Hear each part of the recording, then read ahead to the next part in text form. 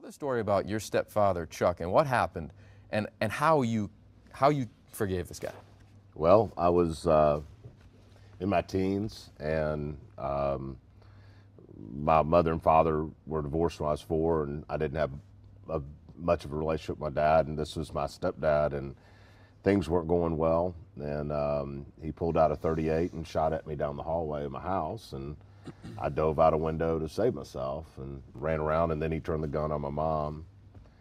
Police came, and fortunately nobody died, but it's a pretty surreal experience, you know,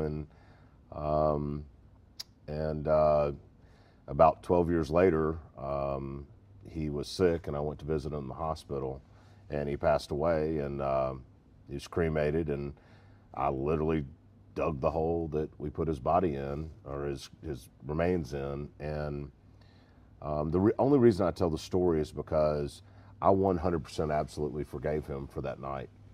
He was in a bad place, and he asked for forgiveness, and he was sincere, and it was a legitimate plea for forgiveness. And you know, my personal belief is, if you harbor anger, and if you keep that hate and anger inside of you, if I'm mad at you and I hold all that against you, the only person that's being hurt from it's me, not you. Because, I mean, it's pretty simplification, but think about it. If you're angry as heck, how can you be happy? So you have to forgive to get that anger off of your heart in order to be happy and fulfilled. And it's one of the most liberating things in the world to let stuff like that go. And so I believe that grace and forgiveness is an extremely key component to being a fulfilled and happy husband, father, coach, business owner, friend, member of society, anything.